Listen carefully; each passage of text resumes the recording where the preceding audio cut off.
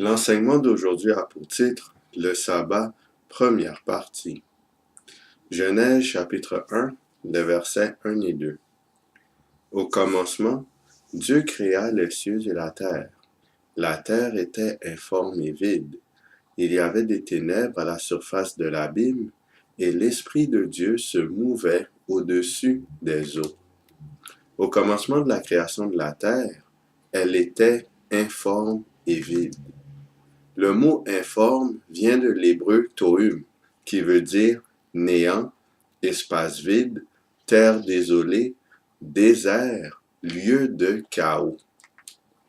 Le mot vide vient de l'hébreu bohu, qui signifie vide, nul, perdre, détruire.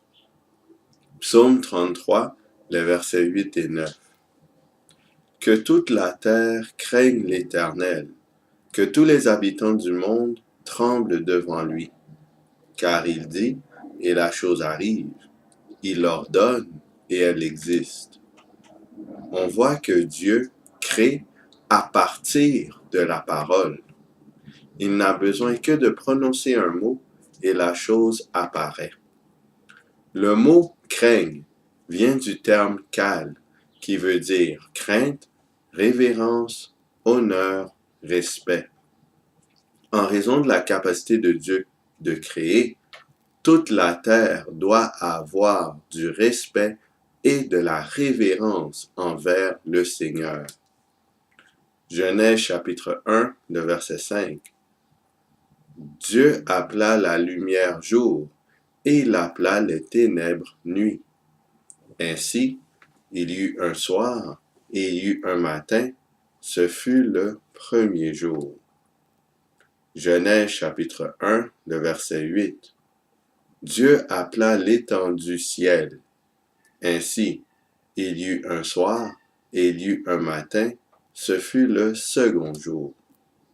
Genèse chapitre 1, le verset 13.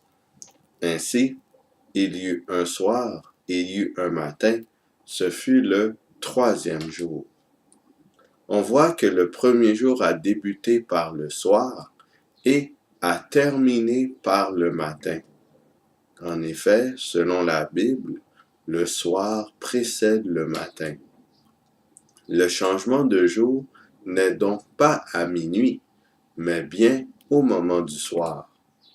Il est à noter que le soleil et la lune n'étaient pas encore créés, mais il y avait quand même une distinction entre le soir et le matin. À quel moment le soleil et la lune furent-ils créés? Genèse chapitre 1, les versets 16 à 18. Dieu fit les deux grands luminaires, le plus grand luminaire pour présider au jour, et le plus petit luminaire pour présider à la nuit. Il fit aussi les étoiles. Dieu les plaça dans l'étendue du ciel, pour éclairer la terre, pour présider au jour et à la nuit, et pour séparer la lumière d'avec les ténèbres. Dieu vit que cela était bon. Ce fut le quatrième jour que le soleil et la lune furent créés, afin de présider au jour et à la nuit.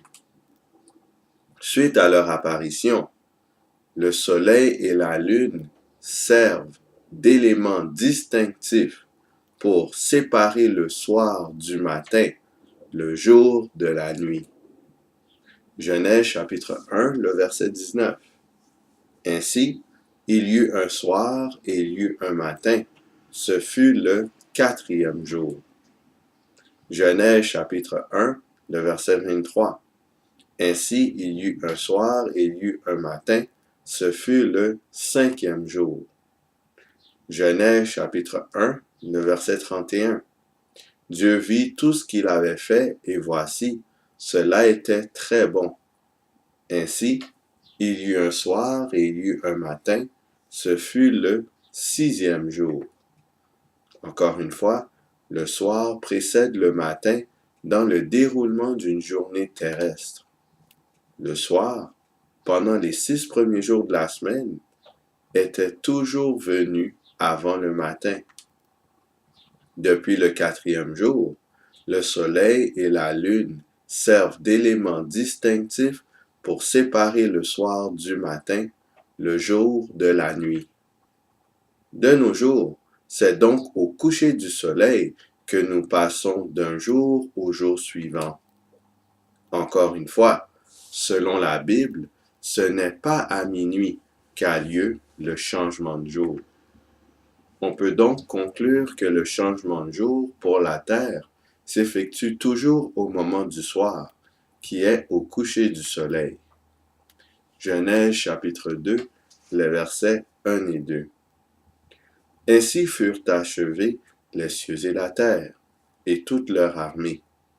Dieu acheva au 7e jour son œuvre qu'il avait faite, et il se reposa au 7e jour de toute son œuvre qu'il avait faite. Exode chapitre 20, le verset 11. Car en 6 jours l'Éternel a fait les cieux, la terre et la mer, et tout ce qui est contenu, et il s'est reposé le 7e jour. C'est pourquoi l'Éternel a béni le jour du repos et l'a sanctifié. Dieu a tout créé en 6 jours. Il n'a rien créé le 7e jour. Le mot se reposa vient de l'hébreu Shabbat, qui signifie cesser, mettre un terme à, se reposer, garder le sabbat, observer le sabbat. Ainsi, Dieu a gardé et a observé le sabbat après avoir créé la terre et tout ce qu'elle contient en 6 jours. Le 7e jour, Dieu a mis fin à son œuvre créatrice en se reposant de son travail. Pour l'homme et la femme, étant créés le 6e jour, le sabbat fut la première journée complète sur la planète. Peut-on conclure qu'ils ont aussi observé le 7e jour? Genèse chapitre 1, le verset 27. Dieu créa l'homme à son image. Il le créa à l'image de Dieu. Il créa l'homme et la femme. Pour commencer, Dieu a créé l'être humain à son image, selon sa ressemblance. De ce fait, l'humain est appelé à suivre le modèle divin. Or, après avoir créé la terre en 6 jours, Dieu s'est reposé le 7e jour. Il a ensuite béni le 7e jour, qu'il appela jour de repos, et l'a sanctifié. Le mot sanctifié vient de l'hébreu kadash, qui signifie mis à part, honoré, dédié.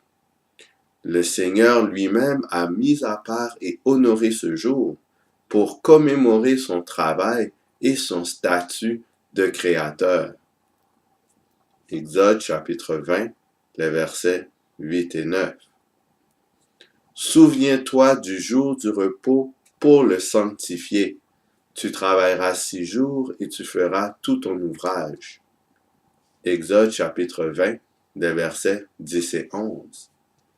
Mais le 7e jour est le jour du repos de l'Éternel ton Dieu. Tu ne feras aucun ouvrage, ni toi, ni ton fils, ni ta fille, ni ton serviteur, ni ta servante, ni ton bétail, ni l'étranger qui est dans tes portes. Car en 6 jours, l'Éternel a fait les cieux, la terre et la mer, et tout ce qui est contenu. Et il s'est reposé le 7e jour. C'est pourquoi l'Éternel a béni le jour du repos et l'a sanctifié.